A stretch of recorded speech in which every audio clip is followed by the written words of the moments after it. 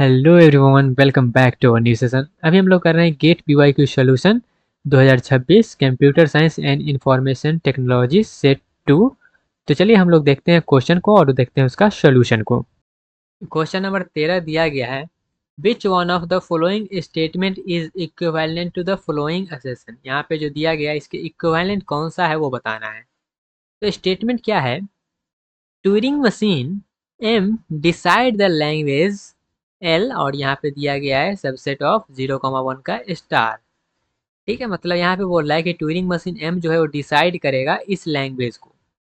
अब डिसाइड का मतलब क्या होता है कि डिसाइड का मतलब ये होता है कि फॉर एवरी इनपुट, जितना भी इनपुट होगा सब इनपुट के लिए हॉल्ट होना चाहिए।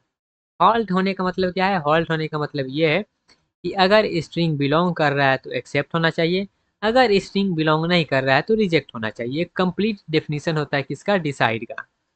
डिसाइडर जो होता है, डिसाइडर का कंप्लीट डेफिनेशन ये होता है कि एवरी इनपुट के लिए होल्ड तो करना चाहिए, लेकिन साथ में ये भी बताना चाहिए कि एक्सेप्ट कर रहा है कि रिजेक्ट कर रहा है।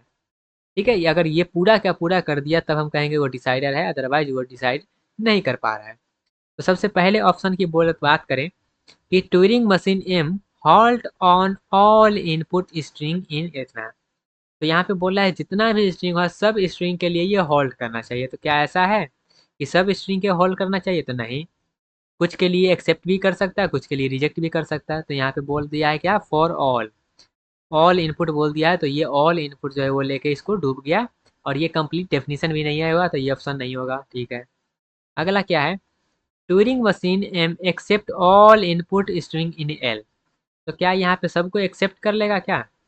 सबको एक्सेप्ट कर लेगा? तो नहीं, रिजेक्ट भी कर रहा है, तो ये भी नहीं होगा, ये आधा अधूरा बोल रहा है। उसके बाद अगला हमारे पास क्या है, Turing machine M reject all input. क्या सबको रिजेक्ट कर रहा है? तो नहीं, सबको रिजेक्ट नहीं कर रहा है, कुछ को एक्सेप्ट भी कर रहा है, तो ये भी गलत हो जाएगा।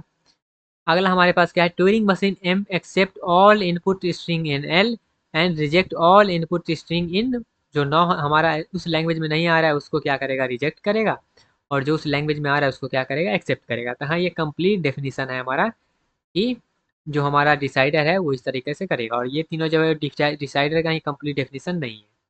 तो क्लियर हुआ, इसका मतलब ये होता है, और इसका मतलब से हम लोग ये जो है क्वेश्चन को उड़ा दिए हैं। चलिए बढ़ते हैं अपने नेक्स्ट क्वेश्चन की तरफ। आई होप आपको ये सोल्यूशन समझ में आया होगा। अगर किसी प्रकार का डाउट है तो कमेंट सेक्शन में बता सकते हैं, उसको क्लियर कर सकते हैं, या फिर कोई आपको सजेशन देना हो, कुछ बताना हो, तो वो भी आप कमेंट सेक्शन में बता सकते हैं। मिलते हैं अपने अगले क्वेश्चन में, तब तक के लिए bye bye, tata, take care and all the best.